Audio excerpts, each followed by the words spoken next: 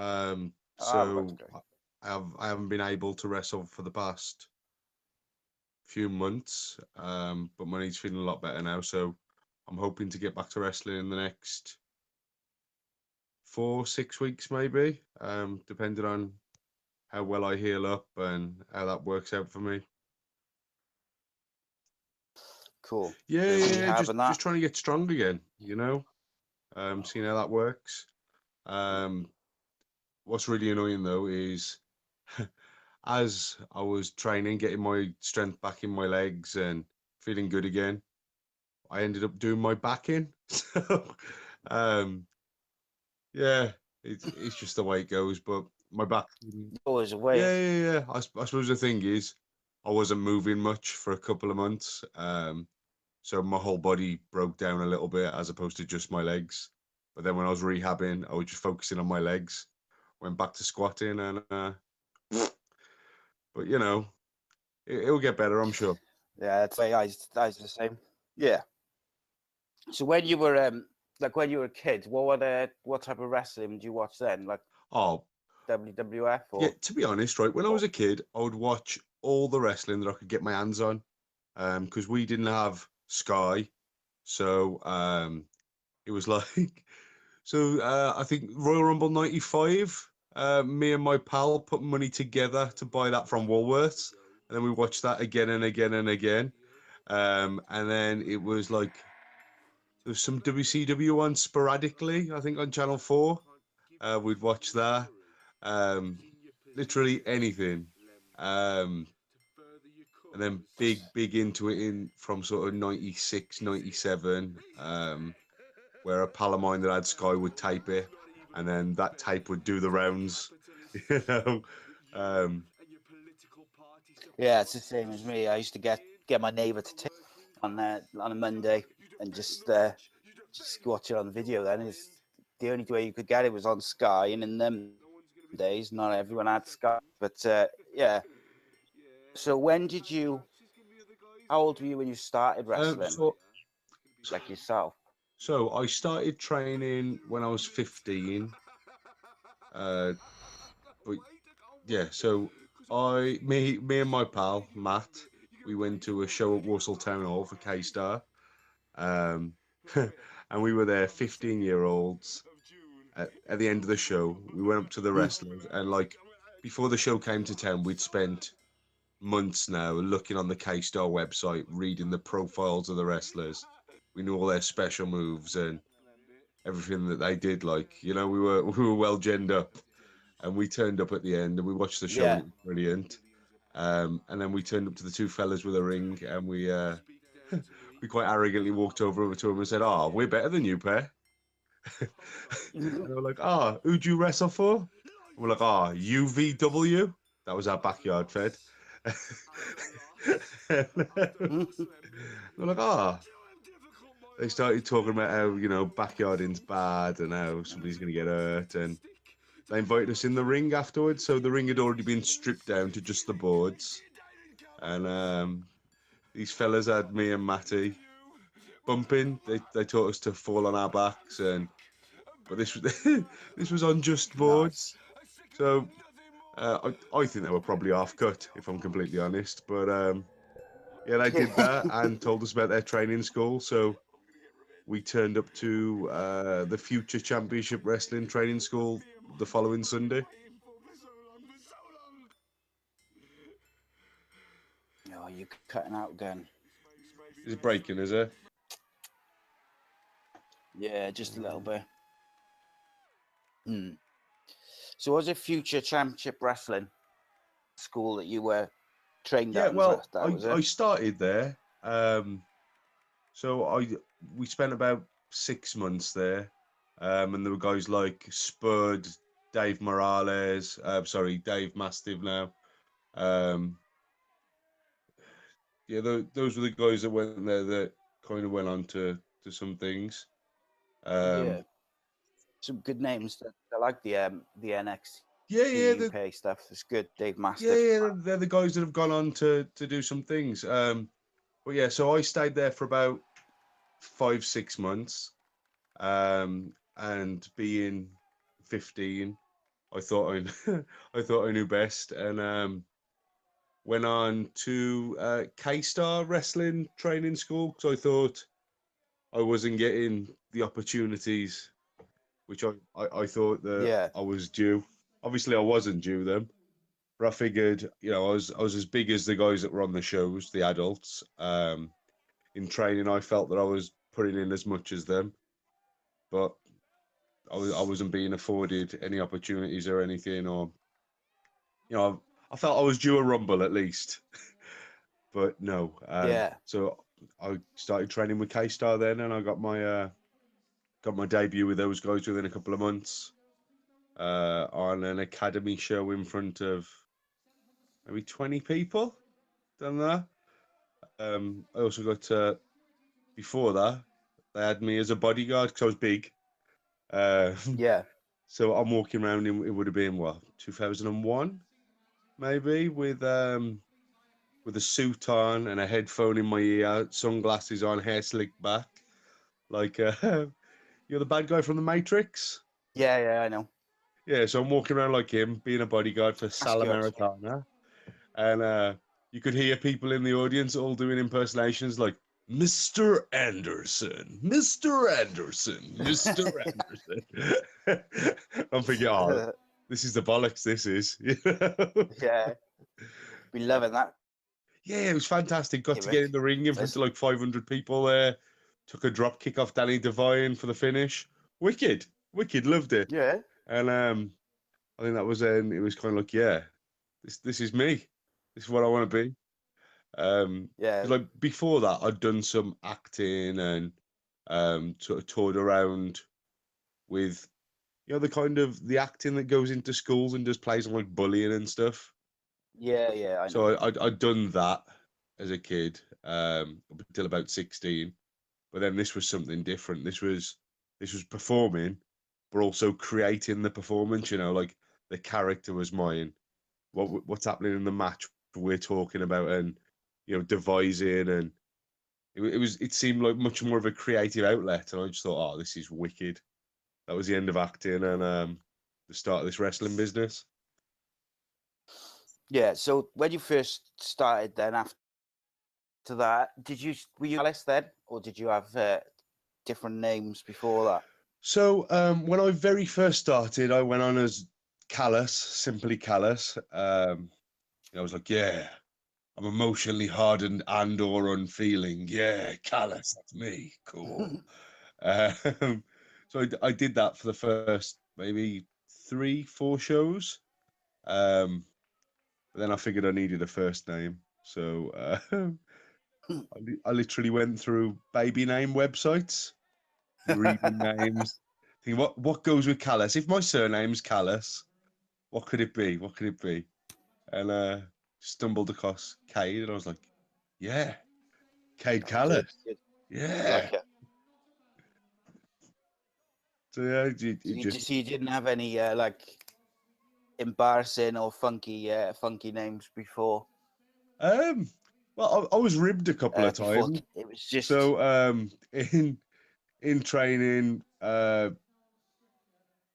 so where I used to go around with Mad Dog Max, and so basically I was his understudy. We went to shows together, we'd wrestled, yada yada yada, and so a couple of times I came as like a big Cade Calhoun Callous, because we found the name Calhoun funny, and but, but no, I always made the most of it. So I'd be like, I'd walk out and I'd be shit like, come on, give it up for Calhoun, and try and get everyone chanting Calhoun, Calhoun, Calhoun, just to give the boys a buzz, and great fun. yeah. Whatever, man. The name doesn't really matter so long as people give a toss about what you're doing in the ring, and yeah, the name's secondary. That's it. Yeah.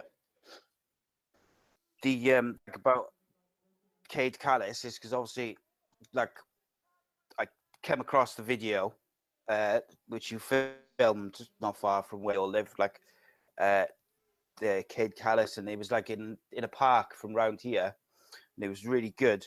But it wasn't that was too creative though as well. It reminded me a bit of like what you see with like Bray one like that, just like in the woods, and it was just a bit funky and something. But that was to do with the your infamous feud, wasn't it? With the I forget his name now. What's he called? Lembit. So what was the story with him? How did you end up with a politician? So what happened is in Welshpool, that was kind of like a joint venture with some music promoter that lived in Welshpool, and Alan, the promoter of Welsh Wrestling. So the Welshpool promoter knew Lembit Opik, where he was the MP for that area, and they just between them came up with this plan where Lembit was going to get involved, and it was going to get publicity, and it was going to, it was going to be big. Lembit was going to be in the papers. He'd get that, and we'd get a sellout show from it, basically. So when he first came in, he was very respectful and kind of like, yeah, and anything I can do. And so what happened? So he started giving me jip in the crowd, and so I gripped him, threw him in the ring, and we G'd up a match for the following month, maybe 6 weeks' time, something like that. So yeah, we G'd it up. We set a date. It was like, right, there's going to be a tag team match, right? There was me, Yestin Reese from World of Sport, Bison Brody, and Lembit Opik, right? So this was all set up on the premise that Lembit was going to get himself to a wrestling school, learn some basics, keep himself safe, basically not embarrass the sport of professional wrestling, be able to put a show on. So we're all up for that. It's like, oh, wicked. So bit of star power, somebody that is going to put some effort in, and we're all going to do something that's really good. Brilliant. So 6 weeks turn up, and Lembit hasn't managed to get to a wrestling school at all. No. So he's done nothing. And at the time, I was so serious about pro wrestling. It was just after I had a trial with the WWE, so I was well up for it, and I was like, well, look, we're not embarrassing professional wrestling. We're not taking away from the show. There's no way I'm going to do something that isn't 100% legit. And if you can't protect yourself, then that's on you, buddy. That's on you. So it's not that I went hard on him. I just went the same as I would on anybody else, but where he's a 45, 50-year-old fella at the time and hadn't perhaps taught to protect himself in any way, he ended up taking some knocks, which was great for the papers, and there's like a YouTube video with papers quite a few hits and stuff. So that was kind of my little 15 minutes of fame. So I had newspapers that somehow got hold of my phone number, and they're asking to interview me as I'm like walking to the shops and stuff. And I thought, I'm going to be on Celebrity Big Brother this year. This is amazing. But that's mad, isn't it? But loads of people would like to throw a politician around a bit anyway. Yeah, that's it. And I guess on the bucket. And what was wicked is that kind of, it allowed me to be creative as well. So like me and a pal of mine made that video that you said that you saw, and we got to do something a little bit cinematic and try and get my character across and get a point across and sell the match, which I guess at the time wasn't really being done in British wrestling, British wrestling posters and shows, and that was it. There was very little in terms of kind of promotional work or cinematic vignettes and things like that. Like you see a lot more now, I guess because it's so much easier to create videos and edit and stuff like that. Whereas back then, well, streaming and YouTube have kicked off so much that it doesn't matter what promotion it is or how big or small they are. You've got the capabilities to put videos out and actors and different stuff and storylines, even if you just do shows month to month and it's not, it's not on TV or anything like that, you can do stuff to enhance it. And like the hardcore following of, every sort of promotion, no matter how big or small it is, has got, they've got their hardcore following who go to those every time they come into town. And you just hope it sort of spreads, and the more people who care, the better, I guess. And it's no, you're absolutely right. I guess as far as that's concerned, though, I'm a little bit of a dinosaur. So although intellectually, right, I know how important a brand is and how important putting stuff online is, and just keep that brand exposure. That's the word they use, isn't it? Brand exposure. Yeah. In my dinosaur of a wrestling brain, I think, right, wrestling's about bums on seats, a full hall, putting on a great show and getting those people to come back, return business. So if you make people care about characters, they'll come back when you're there in 2 months' time because they want to see what happens with those characters. They want to see what happens when the big baby face that's won for the past 3 shows goes against a big villain that's won the past 3 shows. So simple stories that people almost come up with themselves. Do you know what I mean? Like, yeah, people are filling in the blanks, aren't they? It's just I see a lot with like on Twitter, like WWE, is if they book stuff which doesn't or is missing, so you see people just filling in the blanks themselves and saying, "Oh, this is what it means, and this is what they're supposed to be," the impression they're trying to give. And I mean, at the end of the day, what you want is the heels. You want the crowd to want to see him get beaten. Because if you've got a heel who's doing whatever he's doing, if all the people in that audience want to see him take a beating, then he's done his job. And I think it's harder to do that these days than it was in the 90s and early 2000s, because you watch wrestling wherever you watch it now, and so often the heels are the slightly cooler characters, and they got a bit of edge to them, a bit more personality. So then people tend to gravitate towards the characters which are portrayed as heels. I guess the thing is, when you're a heel, you've got a certain freedom because you're out there to be disliked, so you can do what you like and then do dick stuff as well. Whereas I think as a babyface, because your job is to be liked, then you can't risk upsetting people. So it's difficult to be that character. I guess it's why the most successful babyfaces started out as heels, developed a character from there, and then went from there, like Stone Cold, for instance. If Stone Cold came in 95, 96 and was told, "Steve, you're a babyface," and went out being like smiley, clappy, happy Steve, then we would have got Stone Cold. Whereas those kind of edgy promos on Bret Hart, and you talk about your John 316s, well, Austin 316s, I just whipped your ass. It's that a babyface never would have said that. But Stone Cold, as he was there, as this vicious, doesn't give a fuck redneck, he can give that promo, and it was awesome. He's afforded that freedom. What he did as well. Yeah, it's what he did is he progressed it, and where he was a heel, so with very little limitations, he could say what he wanted, and then as the crowd started to get behind him, he didn't really change his character that much.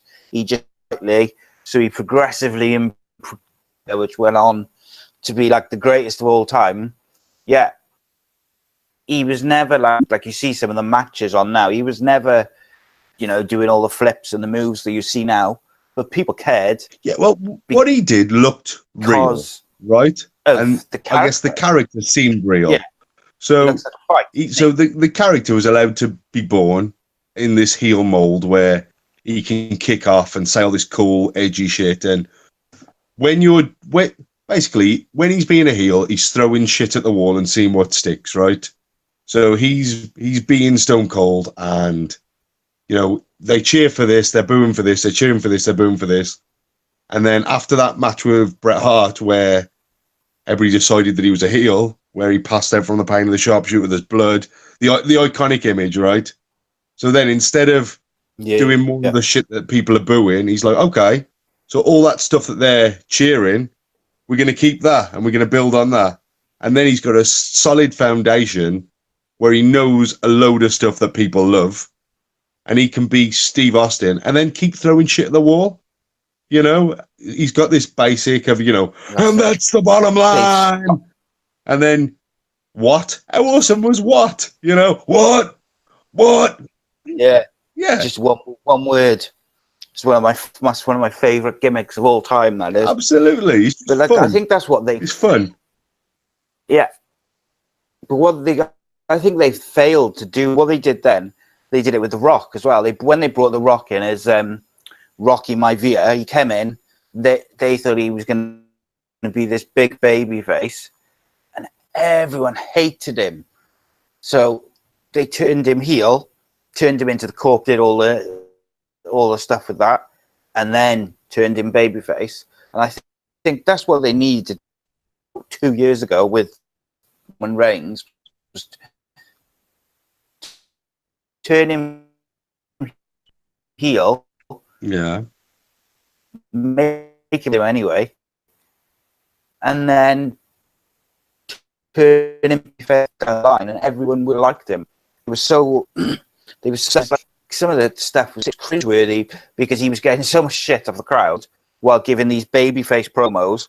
And I felt genuinely sorry for the guy. I'm sure his bank balance made him feel better, but he was putting his heart and soul into this character, and the audience were just not. They were just like, nah, shut up.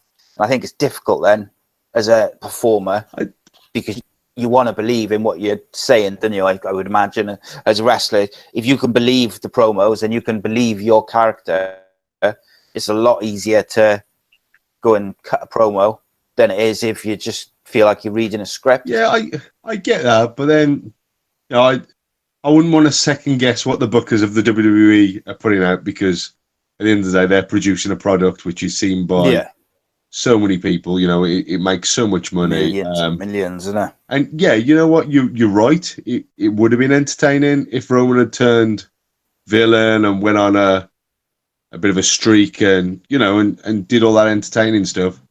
But I guess where WWE and say Coronation Street are different is that there's not Ken Barlow t-shirts. So if Ken Barlow's your babyface and there's millions of kids buying Ken Barlow t-shirts, you're a bit hard pressed to turn him villain, and I guess it's the same in wrestling. Although a lot of the adult fans were booing Roman.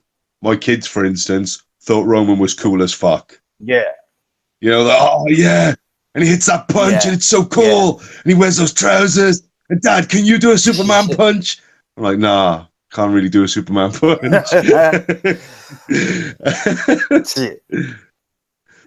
Jesus. Yeah, I wasn't a fan of him. I like my favorite in the WWE these days is Bray Wyatt. Because I find him just interesting, and I just find him he's just something different to everything else which is on there. But, yeah, it's this character, isn't it? It didn't matter what character it is. It could be anything. It's money. It doesn't matter if it's like a small promotion or a big promotion, whoever it is, the audience to care about the wrestlers, because if they don't, you can't progress. You can't go to bigger venues, saying what you're doing. You need people to care. And I guess as bookers and whatever it is, that's the biggest challenge, is trying to get people to care. And I suppose especially if you have people show with a family member or a friend who are a bit like, oh, wrestling, oh, that's fake, or this or that, and they're not really a fan, they're the ones which are hardest to rope in. So I was going to ask you this question: if you had to show someone who's a non-wrestling any clip from over the years to try and turn them into a fan, what would you show them? I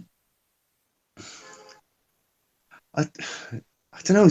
It's a tough one, isn't it? It's a tough one because it's like, do you show them Mick Foley jumping off while being thrown off the top of Hell in a Cell and say like, "Oh, look at that"? Do you show them something more athletic? You know, like, yeah, it's tough, and I guess a match in itself isn't the whole thing. Like, you show somebody just the fight scene from Rocky, and nobody gives a fuck. It's just a boxing match. But with the 2 hours before, with, you know, Rocky's rise and, you know, picked from obscurity and, you know, all that build up. It's the build up which makes the match matter. So I think a match in and of itself is difficult to show somebody. Whereas, you know, like, so my favorite match of all time is Shawn Michaels Undertaker, the first one from WrestleMania. The recent two from WrestleMania before Shawn retired, and that match to me is cool as, and the build up's awesome with just the whole highlights package. That's cool. So I'd maybe show that, or Austin Rock from, I think it's WrestleMania 18. Yeah, with the Limp Bizkit build up video. That's cool as well. That's cool. It's so good. Those like little preview packages before the matches, especially at WrestleMania. Even if it's a match which they just got this talent of making those videos, and the music fits. And my favorite is I like Ric Flair and Shawn Michaels, where Flair begs him to super kick him, and he's like crying because he knows this is his last. Just like, but then if you just gave that match to someone to watch without all the build up, they'd be like, well, why I didn't make it? And but if you watch the whole build up to it, and like Ric Flair retiring and all that type of thing, it's like a big old story. Context is key, isn't it? So you look at that match, and it's just two older men having a scrap. But when you look at it in the context of, these are two of the very best wrestlers of all time over the past 30 plus years, and they've done everything. They beat everyone. They've had this feud going on for a while. And, you know, and you're thinking, this is huge. This is one of the most decorated careers in all of professional wrestling, potentially ending. You know? Then all of a sudden, those two older guys fighting takes on so much more. And I think unless somebody's invested in that and all the backstory, it's difficult for them to get into it. So get into it. It's hard, isn't it? Because you haven't got the context to go and become emotionally invested in the characters or the story, because it's just two guys slugging it out, and rather than like everything in between. That's it, isn't it? With wrestling, you can do it on different levels. There's like an athletic contest and, you know, basically a stunt show. You can enjoy a 10, 12, 15-minute match of two guys putting on an incredibly aesthetically pleasing show, a performance, and that's cool. That's cool. And then you move on, or you can watch a Shawn Michaels, Ric Flair, where they're crying at the end, and it's almost like poetry, you know, when that super kick's come in and Shawn's like, "I'm sorry," and Ric's like, "Come on, do it." You're like, oh, you know, it gets you right in the feels. Of the